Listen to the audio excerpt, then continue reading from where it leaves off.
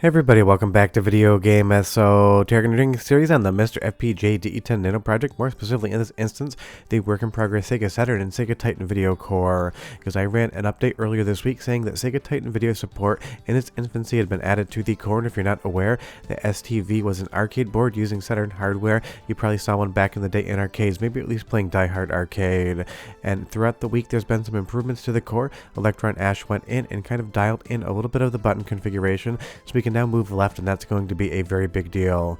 If you're far involved though, do me a huge favor, go down below, hit like and subscribe, and ring that notification bell. Definitely helps us out. And if you feel so inclined and want to support the channel, got a Patreon link down below as well. But even though most of the library of the STV is replicated on the Sega Saturn, it is cartridge-based, not disc-based, so you're going to get a lot different soundtracks for the games compared to the Saturn versions, because they're going to be using more of a chiptune style of music than they are going to be using Redbook audio. Additionally, there are some exclusives which currently don't actually run on the core, so I'd talk about those, but I couldn't get footage of them. But one of the first games that I wanted to check out that is working is Groove on Fight. It's basically the dark alternative version of Matro Melee and Power Instinct, because it is in the same franchise, and it is an absolutely awesome 2D fighting game that looks outstanding on the Sega Core. It's one of those games, I've been playing it for years now, and I tell pretty much everyone I know, if you've never checked out Groove on Fight, you definitely should. And as far as the performance here in the core on the STV side of things, all of the gameplay, all of the controls are intact as they should be. It's just basically down to a little bit of an issue with the controller code on the first core, where left wasn't bound correctly as far as how the hardware would interpret it, because the STV does different things with how controls work than the Sega Saturn does, so it does need to be a little bit of a pivot. So SRG 320 implemented the support in there, then Electron Ash went in and made a test core that basically got left working and all the controls configured. And by the time you watch this, who knows, maybe there's even more games booting. I did leave a few out, like a Mahjong game, because I just don't love playing Mahjong.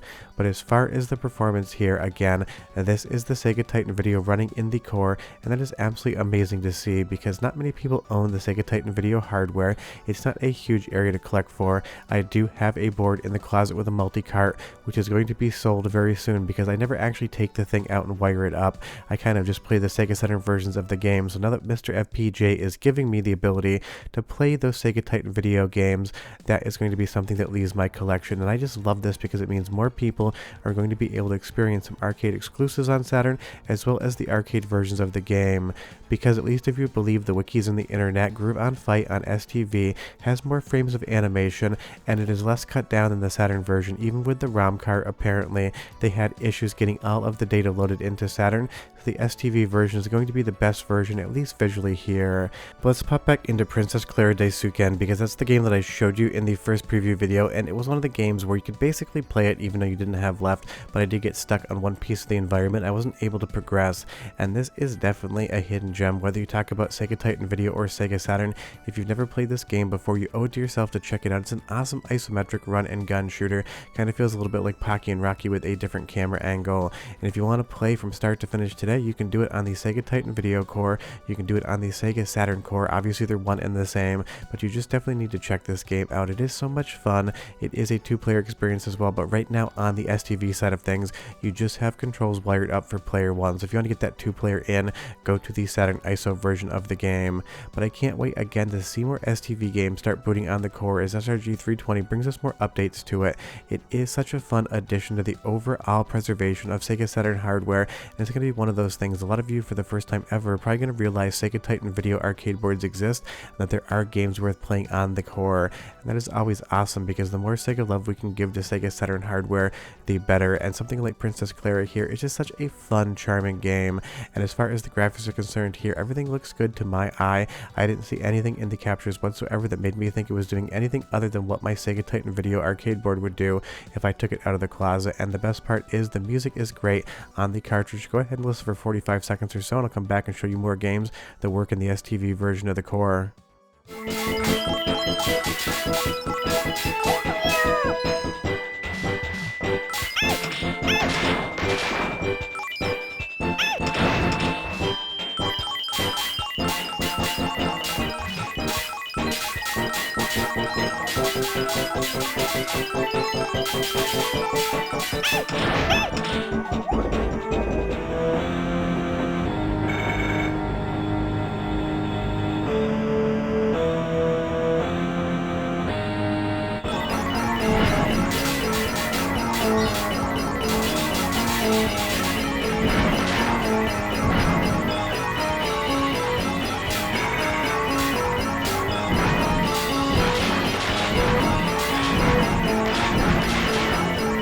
Sounds good to me, but you leave me a comment down below and you tell me what you think. And it is fun to hear different types of soundtracks on Sega Titan Video because, again, it's shipped with arcade cartridges on ROMs versus actually having the CD on the Sega Saturn side of things. The Red Book audio that you would get in Saturn games is going to be different on Sega Titan Video because there isn't the storage space there.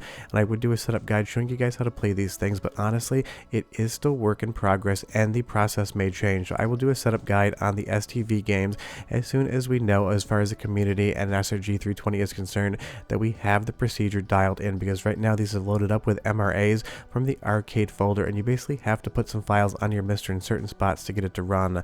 I'm assuming that's how it's going to stay in the future, but we'll have to wait and see. Now moving back over to Shinryu here, it is a hell of a lot easier to play when you have left controls. I can guarantee you that right now being able to move left is going to make all the difference in the world. Now I had to play this with my head tilted 45 degrees because I didn't want to get my PVM out and turn it on its side just for one capture for an STV video. And honestly, even since I head to the side, it is so much fun to play and it is such a great hidden gem on the Sega Saturn in my opinion. If you've never played the game before, you definitely need to check it out. And now again, being able to go left on the screen allows me to get a little bit further into the game. And this is another one where it just seems to be working exactly as I would expect, but it's been a few years since I've played it. If you're a huge fan of the game, leave me a comment down below and tell me if you see anything on screen that you don't like the looks of, and soon I will give you a soundtrack sample so you can hear it as well. But this is just so much fun just to get these extra games on MiSTer FPGA. There are a ton of games, quote unquote, on the Sega Titan Video. There's basically printer sticker software for different style Japanese cabinets where you can sit down and print stickers. I'm sure they'll end up working one day, but it's not something you're going to really be able to enjoy until somebody figures out how to wire up a sticker printer to MiSTer FPGA. But I'd love to see it. But there's probably a good 50 games, quote unquote, good games on the Sega Titan Video that will soon be playable. Right now, this list is about 7 playable games, and again, I cut out the stuff like the Mahjong, just doesn't really excite me.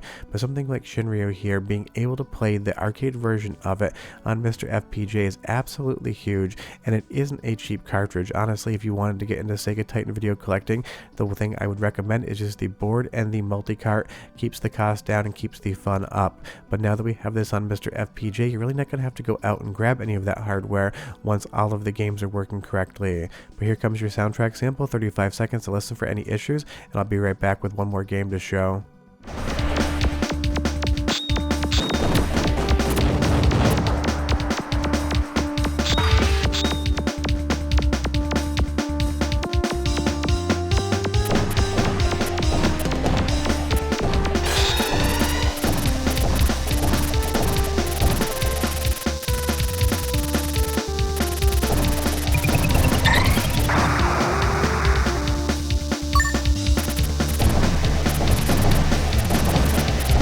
Sounds really good to me, but again, if you hear anything in there you don't like, just leave me a comment and tell me what it is and I will listen back to it, because I always say on these videos, I am not an audiophile, I'm a very visual person. I work as a filmmaker and cinematographer for a living outside of doing the ridiculousness that is this YouTube channel. So when it comes to sound, that's just a different department on set that handles that. I take them at their word and I go along my day. But here, at least Shinryu seems to be working totally fine. I wanted to go to the end of the game, but I ran a little bit out of time on the capture. So if you want to play this and confirm to me whether or not you can see the credits scroll, I would appreciate that. Now moving over to the last game that I decided to capture, Alan Dori. It is a 3D fighting game. It does have polygons. You'll notice right now that they definitely are not appearing as they should, and that is because some of the Sega Titan Video games actually did things slightly different than the Sega Saturn disc version of the games when it came to how it uses the hardware VDP1 and VDP2. All of the 2D elements like the character selection screen here are working totally fine. When you actually get into any sort of gameplay, you can tell that there's some geometry missing and there's pretty much no textures on almost all of the polygons, or quads if you want me to be more specific, as someone always tries to correct me for that. I'm just going to keep calling them polygons because you know what I'm talking about.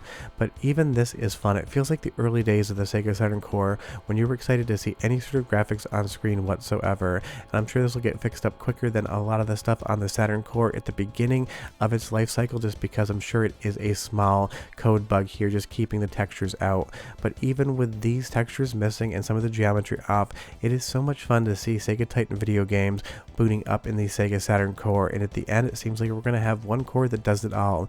The entirety of the North American, European, and Japanese Sega Saturn library, as well as the STV library. But leave me a comment down below and tell me what's your favorite game of the captures you've seen so far, and which ones have you played, because I feel like outside of something like Shinryu, these are kind of some deep cuts that are working right now. And as soon as SRG 320 updates the core and we can play more STV games, I'll definitely run another testing series. But go ahead, grab the core, have some fun this weekend, and I'll see you guys next time. Bye bye.